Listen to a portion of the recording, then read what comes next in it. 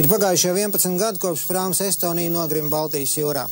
Cilvēki ir gājuši bojā, izglābušies, pazuduši bez vēsts. Un visus šos 11 gadus nelaime ir cilvēku prātos un atmiņās. Ilgi klusējušie sāk runāt, lai palīdzētu atrast patiesību par traģēdiju Baltijas jūrā. Igaunijā un Zviedrijā notiek jaunas izmeklēšanas. Un ne jau tādēļ, lai par katru cenu atrastu vainīgos, bet lai iegūtu atbildes uz jautājumiem, ko joprojām uzdod vistraģiskākā avārija Baltijas jūrā.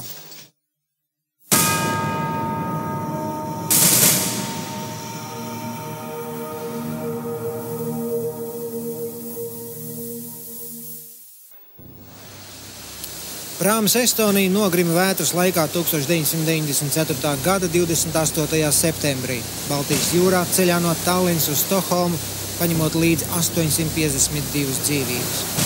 Starptautiskā izmeklēšanas komisija, kurā bija Zviedrijas, Somijas un Igaunijas eksperti, konstatēja, ka avārija notikusi kuģa konstrukcijas nepilnību un vairāk liktenīgu sakritību dēļ. Tik pieminēta spēcīgā vētra, augstie viļņi un apkalpes kļūmīgā rīcība.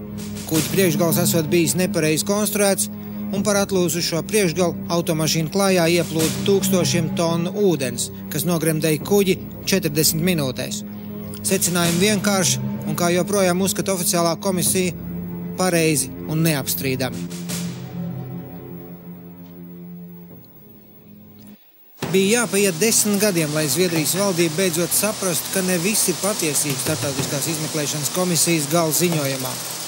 Valdība tagad finansē jaunu izmeklēšanu, kurā piedalās starptautiski atzīti neatkarīgi eksperti, kuri vērtē katru iepriekšējās komisijas secinājumu. Jaunos faktus analizē arī Zviedrijas parlamenta Riksdaga deputāta grupa. Lars Ångströms bija iniciators jaunai izmeklēšanai. Jau tagad konstatēts, ka pārāk daudz kļūdainu secinājumu un noklusētu faktu ir oficiālajā gala ziņojumā. Un galvenais, ka tur nav skaidrojumu, kāpēc Estonija nogrima tik ātri, 40 minūtēs.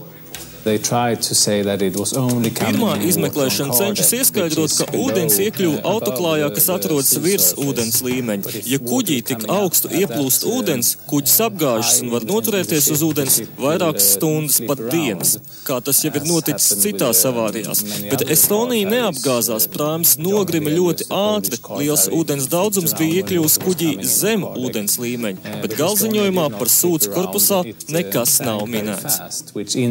That it was coming in massive amounts of water below the sea level. Kuģu navigācijas eksperts Anders Bjorkmans no Zviedrijas daudzus faktus no starptautiskās izmeklēšanas galziņojuma sauc par falsifikācijām. Tiek apgalvots, ka 6 minūtēs 6000 tonu ūdens iekļuvuši autoklājā. Fiziski tas nav iespējams. Tas nozīmē, ka ik pussekundi bija ūdens masas trieciens. Neko tādu neviens nav dzirdējis, ne jūtis. Ziņojumā rakstītais ir meli. Vismaz dīvaini ir bijusi kuģa priekšgala meklēšana. Komisijas ziņojumā teikts, ka vizieris atlūzis 15 minūtes pirms nogrimšanas, un tas atrasts 1,6 km no avārijas vietas, pēc 3 nedēļu meklēšanas. Pavisam atšķirīgi fakti ir Lars Ångström rīcībā. 3. dienā pēc avārijas izdarīja kuģa sonoru fotografēšanu. Tas ir viss kuģis. Te atsevišķi priekšgals. Palielinot detaļu, nepārprotam redzams, ka tā ir līdzīga vizierim, un arī bojājums ir tajā pašā vietā, kur vizierim, ko it kā meklēja 3 nedēļas. Tā tiek konstatēta vēl viena ziņojuma aplamība. Kad kuģis jau bija nogrimis, kāds atvēra 10 tonu smago rampu un tad atkal aizvēra. Bet pirms aizvēršanas tika nozāģēti rampas slēgumi, kas arī ir nofilmēts. Jautājums ir, kāpēc to darīja, kas bija darāms autoklājā un kāpēc aizvēra rampu? Varbūt, lai neuzzinātu par kuģa pārmeklēšanu.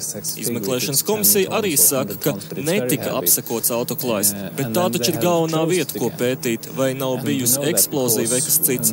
Mēs zinām, ka tur ir filmēts. Es redzēju video, kur ūdenslīdēji runā, ka viņi ir autoklājā, bet gala ziņojumā tas netiek pieminēts.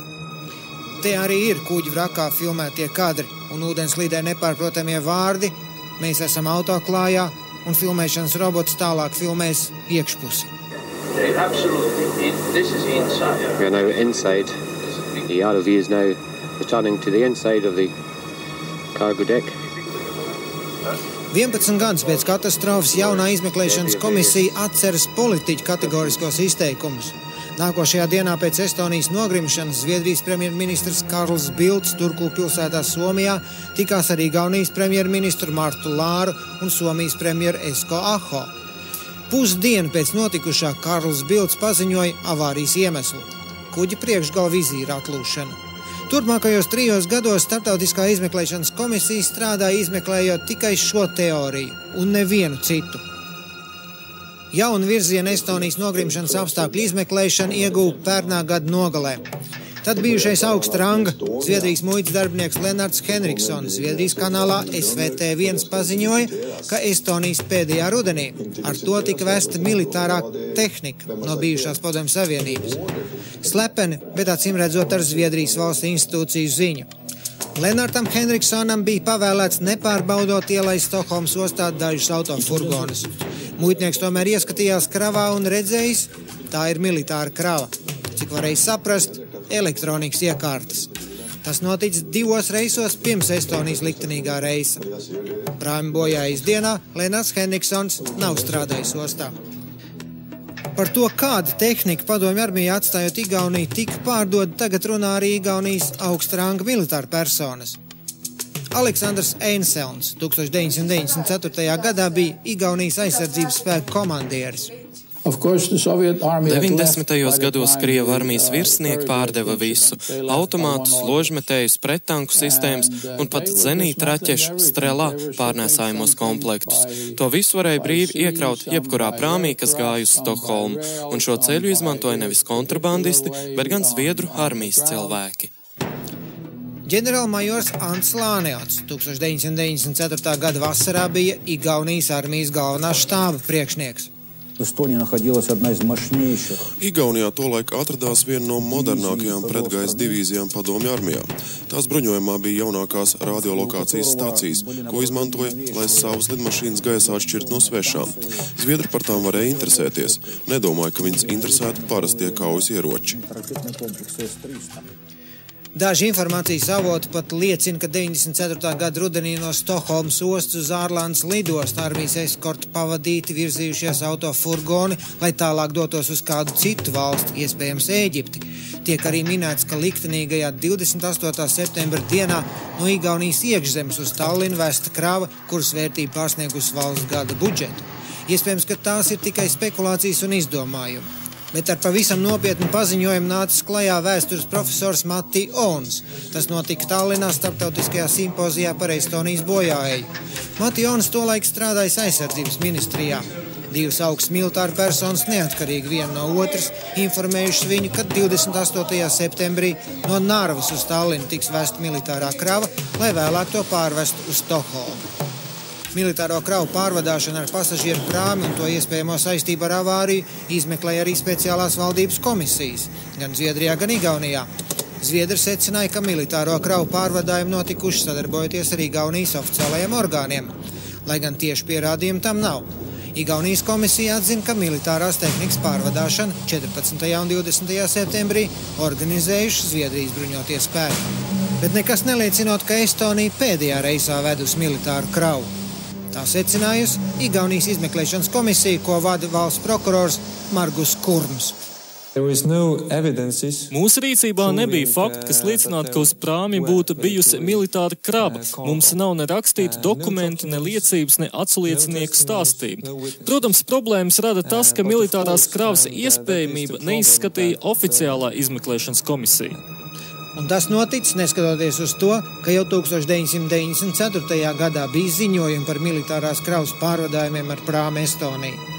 Bet krimināla izmeklēšana tam nepievērs īpašu uzmanību un pat necentās runāt ar cilvēkiem, kur tajās dienās Tallinas ostā iekrāva kuģis. Traģēdijas izmeklētāji konkrēti secinājums vēl neizdara, bet tikai krāja faktus, kas pierādīti iepriekšējās starptautiskās izmeklēšanas komisijas apzinātus melus. Joprojām tiek uzturēta versija, ka prāmas Estonija nogrim no bojājuma zemūdens līmeņa, tātad zem autoklāja. Ir atrasts liels caurums kuģa korpusā, To konstatējusi amerikāņu miljonāra Grega Bēmis finansētā un vadītā ekspedīcija, kas par spīti Zviedrijas varas aizliegumam pētīja un filmēja kuģa vraku un ar neatkarīgu ekspertīšu palīdzību centās pierādīt sprādzienu iespējamību. Mēs būsim ļoti laimīgi, ja varēsim sākt jaunu izmeklēšanu, bet darot to ar saprotošu valdību atbalstu. Tas nebūs dārgi, ja varēs noskaidrot patiesību. 11 gadi mūs šķir no Estonijas pēdējā liktenīgā reisa Baltijas jūrā. 11 gadi šķir arī no patiesības par traģēdijas iemesliem. Bet vēl nav miera tiem cilvēkiem, kuri mēģina atšķirt melus no faktiem. Izmeklēšana turpinās.